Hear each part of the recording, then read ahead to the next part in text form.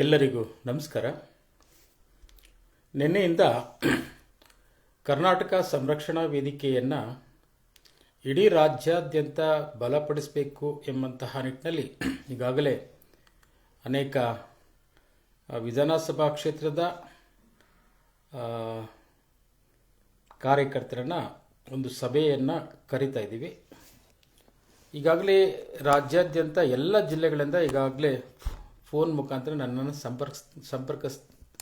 ಸಂಪರ್ಕ ಮಾಡ್ತಾ ಇದ್ದೀರಾ. ನಾನು ನಿಮಗೆ ಹೇಳೋದೇನೆಂದರೆ, ನಾವು ಈಗಾಗಲೇ ಜಿಲ್ಲೆಗಳಿಗೆ ನಾವು ಪದಾಧಿಕಾರಿಗಳನ್ನ ಆಯ್ಕೆ ಮಾಡ್ತಾ ಇಲ್ಲ. ವಿಧಾನಸಭಾ ಕ್ಷೇತ್ರಗಳಿಗೆ ಮಾತ್ರ ನಾವು ಪದಾಧಿಕಾರಿಗಳನ್ನು ಆಯ್ಕೆ ಮಾಡ್ತಾ ಇದ್ದೀವಿ. ಆ ವಿಧಾನಸಭಾ ಕ್ಷೇತ್ರಗಳಲ್ಲಿ ಯಾರು ಉತ್ತಮ ಕೆಲಸ ಮಾಡ್ತಾರೆ, ಸಂಘಟನೆಯನ್ನು ಬಲಪಡಿಸುವಲ್ಲಿ ನಿರತರಾಗಿರ್ತಾರೆ ಅಂಥವ್ರನ್ನ ಗುರುತಿಸಿ ಜಿಲ್ಲಾ ಅಧ್ಯಕ್ಷರನ್ನ ಮಾಡುವಂತಹ ಕೆಲಸ ಮಾಡಬೇಕು ಅಂದ್ಕೊಂಡಿದ್ದೀವಿ. ಆದ ಕಾರಣ ಎಲ್ಲ ಜಿಲ್ಲೆಗಳಿಂದ ಬರುವಂಥ ಏನು ಕಾರ್ಯಕರ್ತರು ಪದಾಧಿಕಾರಿಗಳಾಗಬೇಕಂತ ಬರ್ತಾ ಇರ್ತಕ್ಕಂಥವ್ರು ಆಯಾ ವಿಧಾನಸಭಾ ಕ್ಷೇತ್ರಗಳಿಗೆ ಮಾತ್ರ ಈಗ ನಾವು ಪದಾಧಿಕಾರಿಗಳನ್ನು ಆಯ್ಕೆ ಮಾಡ್ತಾ ಇದ್ದೀವಿ. ಬರೋರು ಒಬ್ಬರು ಇಬ್ಬರು ಬರಬೇಡಿ.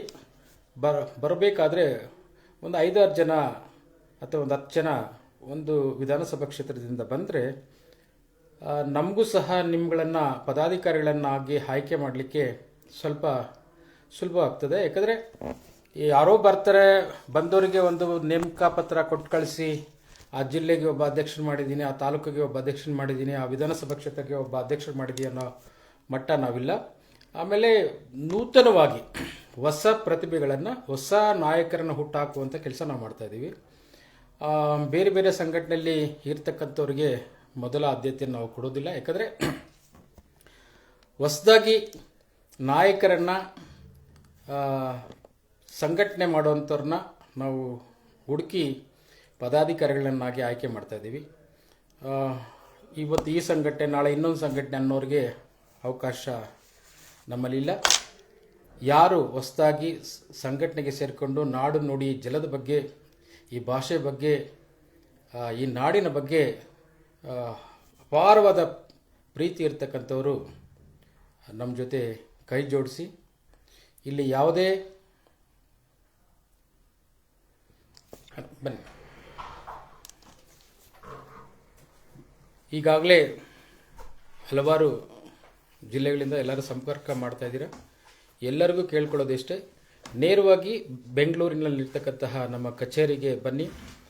ಆಯಾ ವಿಧಾನಸಭಾ ಕ್ಷೇತ್ರಗಳಿಗೆ ಮಾತ್ರ ನಾವು ಪದಾಧಿಕಾರಿಗಳನ್ನ ಆಯ್ಕೆ ಮಾಡ್ತಾ ಇದ್ದೀವಿ. ಎಲ್ಲೋ ಕುಳಿತುಕೊಂಡು ಒಂದು ಫೋನ್ ಮಾಡಿ, ಸರ್ ನಾನು ಈ ಭಾಗದ ಜಿಲ್ಲಾಧ್ಯಕ್ಷ ಆಗಬೇಕು, ಈ ಭಾಗಕ್ಕೆ ನಾನು ಸಂಘಟನೆ ಕಟ್ತೀನಿ ಅಂದರೆ ಅಂಥವ್ರಿಗೆಲ್ಲ ನಾವು ಅವಕಾಶ ಕೊಡೋದಿಲ್ಲ. ನೇರವಾಗಿ ಸಂಘಟನೆ ಕಚೇರಿಗೆ ಬಂದು ನಿಮ್ಮ ದಾಖಲೆಗಳನ್ನು ನಮಗೆ ನೀಡಿ, ನಮಗೆ ಇಷ್ಟ ಆದರೆ ನೀವು ಸಂಘಟನೆಯಲ್ಲಿ ಕಟ್ಟಿ ಬೆಳೆಸ್ತಿರೆಂಬಂತಹ ಭರವಸೆ ಬಂದಾಗ ಮಾತ್ರ ನಿಮಗೆ ನೇಮಕಾತಿ ಪತ್ರವನ್ನು ಕೊಟ್ಟು ನಿಮ್ಮನ್ನು ಸದಸ್ಯತ್ವನಾಗಿ ನಾವು ಸ್ವೀಕರಿಸ್ತೀವಿ. ಎಲ್ಲೋ ಇರ್ತಕ್ಕಂಥವ್ರಿಗೆ ಗುರುತು ಪರಿಚಯ ಇಲ್ದಿರೋರಿಗೆಲ್ಲ ನಾವು ನೇಮಕಾತಿ ಪತ್ರವನ್ನು ಕೊಡೋದಿಲ್ಲ, ಸದಸ್ಯತ್ವವನ್ನು ಸಹ ಮಾಡಿಕೊಳ್ಳೋದಿಲ್ಲ. ನಿಮ್ಮ ದಾಖಲೆಗಳನ್ನು ಪರಿಶೀಲಿಸಿ, ನಿಮ್ಮ ನಡವಳಿಕೆಗಳನ್ನು ಪರಿಶೀಲಿಸಿ, ತದನಂತರ ನಾವು ನಿಮ್ಮನ್ನು ಆ ಸಂಘಟನೆಗೆ ಆಯ್ಕೆ ಮಾಡ್ಕೊಳ್ತೀವಿ, ನೇಮಕ ಮಾಡ್ಕೊಳ್ತೀವಿ. ನಿಮ್ಮ ದಾಖಲೆಗಳೊಂದಿಗೆ ದಯವಿಟ್ಟು ಎಲ್ಲರೂ ಬನ್ನಿ.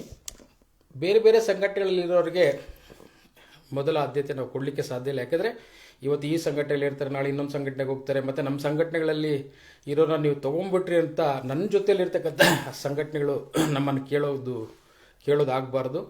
ಆ ನಿಟ್ಟಿನಲ್ಲಿ ಎಲ್ಲರೂ ಇದನ್ನು ಅರ್ಥ ಮಾಡಿಕೊಂಡು ಹೊಸ ಪ್ರತಿಭೆಗಳನ್ನು, ಹೊಸ ಮುಖಗಳಿಗೆ ನಾವು ಸಂಘಟನೆಗೆ ಸೇರಿಸ್ಕೊಳ್ಳುವಂಥ ಕೆಲಸ ನಾವು ಮಾಡ್ತಾಯಿದ್ದೀವಿ. ನಮ್ಮ ಜೊತೆ ನಮ್ಮ ನಾಯಕರು ಕನ್ನಡ ಕೃಷ್ಣ ಅವರಿದ್ದಾರೆ. ಈ ಮುಂದಿನ ತಿಂಗಳು ಇವರಿಗೆ ಒಂದು ಅಭಿನಂದನಾ ಸಮಾರಂಭವನ್ನು ಭಾಳ ವಿಜೃಂಭಣೆಯಿಂದ ಆಚರಣೆ ಮಾಡಬೇಕಂತ ಹೊರಟಿದ್ದೀವಿ. ಈಗಾಗಲೇ ಅನೇಕ ಸಭೆಗಳನ್ನು ಮಾಡಿದ್ದೀವಿ, ಪದಾಧಿಕಾರಿಗಳನ್ನು ಆಯ್ಕೆ ಮಾಡಿದ್ದೀವಿ ಸಮಿತಿಗೆ. ಮುಂದಿನ ತಿಂಗಳು ಒಂದು ಸ್ಮರಣ ಸಂಚಿಕೆಯನ್ನು ಬಿಡುಗಡೆ ಮಾಡಿ ಇವರಿಗೆ ಒಂದು ದೊಡ್ಡ ಮಟ್ಟದ ಅಭಿನಂದನಾ ಸಮಾರಂಭ ಕಾರ್ಯಕ್ರಮವನ್ನು ಏರ್ಪಡಿಸಿದ್ದು ತಾವೆಲ್ಲರೂ ಬಂದು ಭಾಗಿಯಾಗಬೇಕಂತ ತಮ್ಮಲ್ಲಿ ಕಳಕಳಿಯಿಂದ ಮನವಿ ಮಾಡ್ಕೊಳ್ತೀನಿ. ಏನನ್ನ ಹೇಳ್ತೀರಣ್ಣ? ಇಲ್ಲ, ತಾವೆಲ್ಲ ನನ್ನ ಬಗ್ಗೆ ಇಟ್ಟಿರೋಂಥ ಪ್ರೀತಿನೇ ನನಗೆ.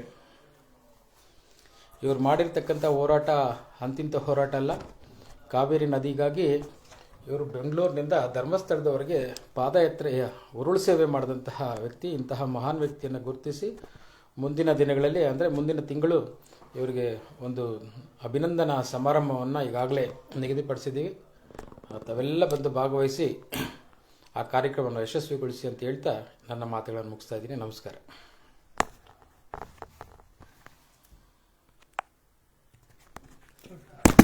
ಇಲ್ಲದೆ ನೋಡೋಣ.